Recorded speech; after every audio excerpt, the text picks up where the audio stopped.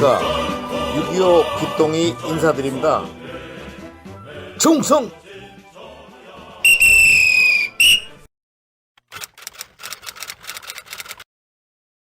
제18탄은 스미스 특수임무부대의 용전에 대해서 말씀을 드립니다. 극동군 사령관 메가더 장군의 결심으로 무조건 이후 여하를 막론하고 1개 대대 규모의 특수임무부대를 편성해서 7월 1일 아침까지 한국 부산항에 도착시키라는 명령을 하달하는데 24사단장 진 소장이 각 부대에서 병력을 선발해서 23년대 1대 대장 스미스 중령을 지휘관으로 임명을 하였다고 합니다. 1950년 7월 1일 부산 수영비행장에 도착을 했는데 이들은 단 1시간의 휴식의 여유도 없이 곧바로 야간 열차를 이용 극동군 사령부, 그러니까 메가더 장군이 지휘하는 극동군 사령부의 한국 전방지휘소장격인 처치준장이 있는 대전에 도착을 했습니다. 이들이 부산 수영비행장에 도착할 때는 아침 8시가 조금 지난 시간이었는데 최초의 미군이 한국에 도착한다는 것을 대대적으로 홍보를 해서 부산 시민들이 너도 나도 나와서 환영을 크게 했다고 그래요. 이들은 여기서 열차를 이용해서 대전까지 옮겼어요. 대대원들은 대전까지 오는 동안에 그야말로 파김치가 되어 있었다고 해요. 그도 그럴 것이 일본 기지에서 숨가쁘게 전투 준비를 했고 생전 들어보지도 못한 한국 땅으로 온 것 때문에 더욱더 큰 불안감이 쌓였겠지요. 그러나 대대장은 대대 참모, 중대장들과 함께 처지준장으로부터 현재 한국전 전함과 북한이 서울을 함락하였다고 한강을 건너와 계속 공격을 하려 한다는 것까지와 그 외 상세한 설명을 듣고 시간이 촉박하다는 말을 듣고 스미스 특수임무 부대장은 자신의 중대장 참모들과 함께 중미령 일대를 정찰한 후에 다시 곧바로 돌아와서 기차를 이용해서 전 대대원을 무기와 장비 그 외에 각종 군장을 싣고 오산까지 이동을 했습니다. 이때가 7월 4일이었는데 숨 돌릴 틈도 없이 대대 특수임무부대는 소총중대 2개 중대와 직접지원 포병 1개 포대가 있었는데 소총중대는 자신의 직접 부하기 때문에 일단 보병들이니까 싸워야 되지 않겠습니까? 중미령곡의 좌우측에 1개 중대씩 배치해서 바로 방어진지를 편성하도록 하였고 포병부대는 바로 후방지역에서 스미스 TF 부대를 직접적으로 지원토록 하였습니다. 스미스 부대원들이 가진 것은 M1 칼빈 소총과 개인별로 실탄 120발 그리고 전투식량 시레이션 이틀분을 지급받았으며 대대 공용화기는 75mm 무반동총 4정, 4.2인치 박격포 4문이 전부였으며 보병 2개 중대원의 병력 숫자는 모두 406명이었습니다. 직접 지원 포대는 인원이 120명, 그리고 105mm 곡사포 6문으로 포병의 무장은 포탄 1200발이었으며 이중 대전차 포탄은 단 6발밖에 안 되었다고 합니다. 자, 여기서 한번 생각해 보세요. 구독자님 여러분들도 스미스 중령 특수임무부대가 전투 준비를 다 하고 한국으로 왔다는데 너무도 허접했고 정말 전장으로 떠나가는 부대가 맞냐 하는 의문이 들 것입니다. 당시 스미스 부대원들은 여러가지 증언을 들어보면 북한군들은 나약하고 비실비실할 것이며 자신들을 보기만 해도 무서워서 바로바로 도망갈 것이라면서 자신들은 오는 동안 필요했지만은 대대로 큰 소리를 쳤다고 그래요. 그리고 여기서 이 전쟁 임무가 끝나고 나면 바로 고향으로 돌아가서 자기 부모 형제도 만나고 사랑하는 애인도 만나서 즐거운 시간을 보내리라는 그런 희망과 자만심으로 가득 차 있었다고 그래요.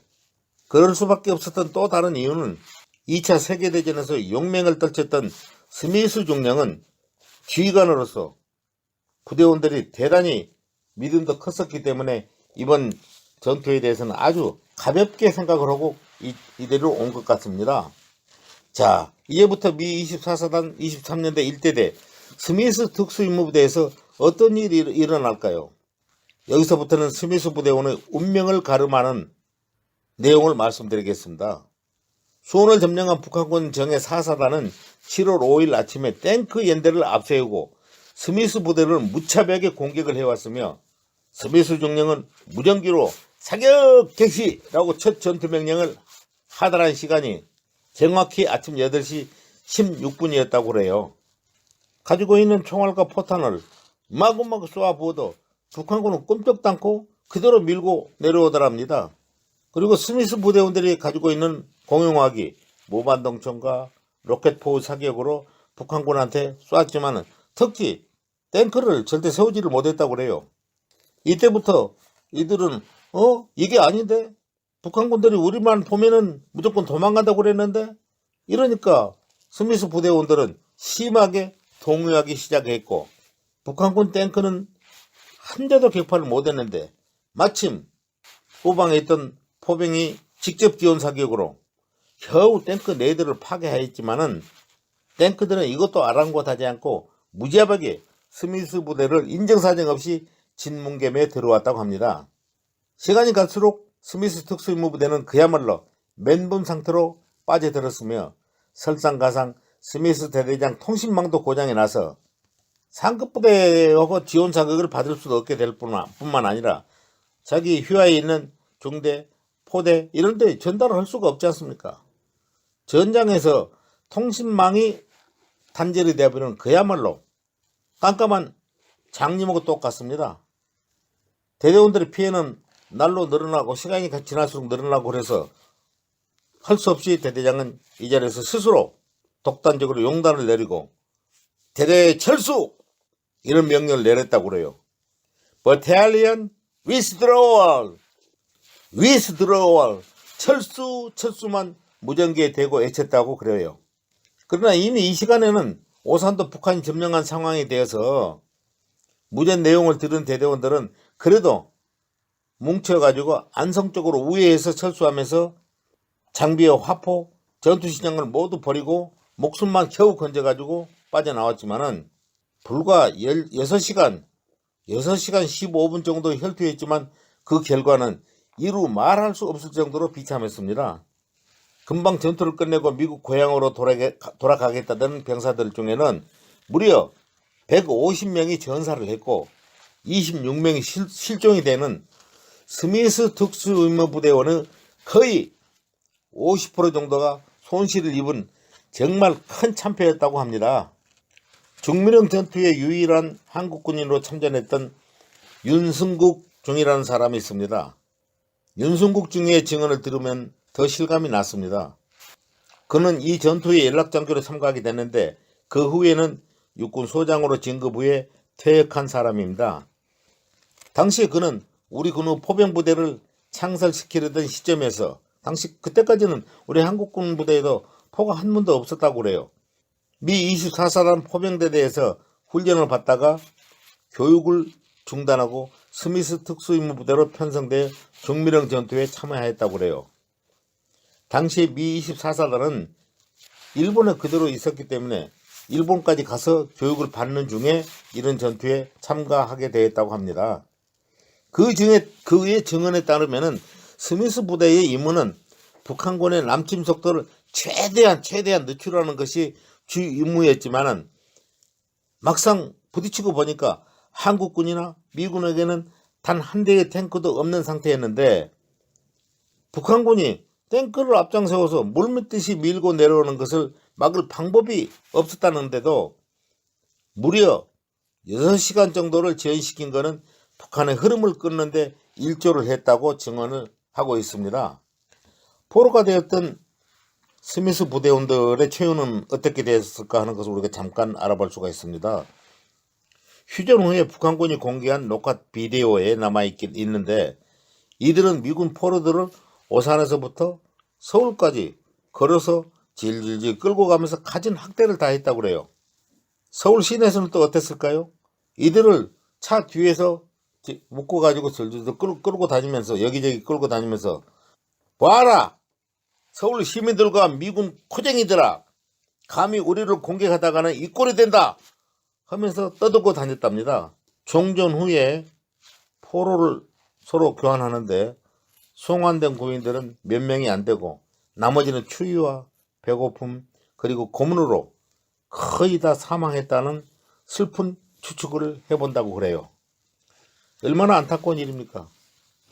스미스 부대를 짓밟고 오산을 일찌감치 점령했던 북한군이 계속 남하를 해야 되는데 이상하리만큼 더 이상 남쪽으로 공격을 하지 않고 희한하게 중미령 일대에서 주춤거렸다고 하는데, 그 이유는 아직 확인은 제가 할 수가 없었습니다만은 미군이 버리고 철수한 무기와 탄약 그리고 전투 식량에 만족했던지 스미스 부대를 더 이상 추격하지 않았다고 그래요. 스미스 부대의 철수 결과는 통신 연락이 제대로 된 C중대는 그래도 온전히 철수를 할 수 있었지만은 B중대는 일부만 철수를 했고 나머지는 뿔뿔이 흩어져 가지고 독자 생성, 본인이 알아서 부대를 찾아와야 되는 그런 상황이 되고 말았습니다. 그러다 보니까 심지어는 며칠이 걸려서 안성 쪽으로 합류하거나 어떤 병사는 걷고 또 걸어서 끝까지 가다 보니까 북쪽으로는 가면 안 되니까 서쪽으로나 동쪽으로 걸었다고 그래요. 동해안 바다까지 갔고 어떤 병사는 서해안 바닷가까지 가가지고 우리 한국 선원들의 도움으로 부산항까지 뱃길로 도착하기도 했다고 그래요. 가장 안타까운 일은 충분히 목숨을 살릴 수도 있을 전상자들을 어쩔 도리가 없어서 눈물로서 눈인사만 한 채 그들을 그냥 풀섭에 놓여놓은 채 빠져나왔다고 그래요. 나중에 안 일이지만 그들은 전부 다 북한군에 의해서 무참히 사살됐다고 합니다. 고산시에서는 매년 유엔 참전 기념일인 10월 23일에 행사를 합니다. 2018년도부터는 매년 스미스 부대 전몰 장병 추모 사업의 일환으로 알파벳 순서대로 기념 코인을 제작 배포하고 있는데 2022년도에는 시모 알본이라는 일병과 지미 앨런이라는 일병의 모습을 담은 군인을 코인에 담아서 만들어가지고 그날 행사에 참여한 사람들에게 되는 희생을 추모하고 자유와 평화의 소중함에 대해 생각하자는 의미로 이렇게 행사를 하고 있다고 합니다. 결론의 말씀을 서서히 드리겠습니다. 오산 중미령 전투에 유해영군의 이름으로 첫 전투에 참여했던 당시 대대장이었던 스미스 중령은 준장으로 진급해서 2004년 88세로 타계를 했습니다.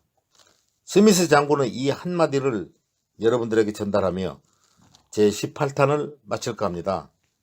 여러분, 미 합중국은 우방국과 동맹국의 파멸을 결단코 방임하지 않는다는 것입니다. 부디 대한민국 국민 모두는 평화를 위해 힘과 국방 그리고 헌신이라는 것을 항상 가슴 깊이 새겨주기를 진심으로 기원합니다.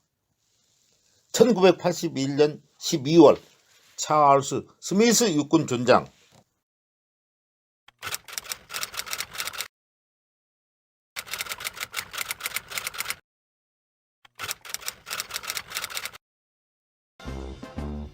길동이는 이만 물러갑니다. 여러분 안녕히 계십시오. 충성! 우리들의 조상이라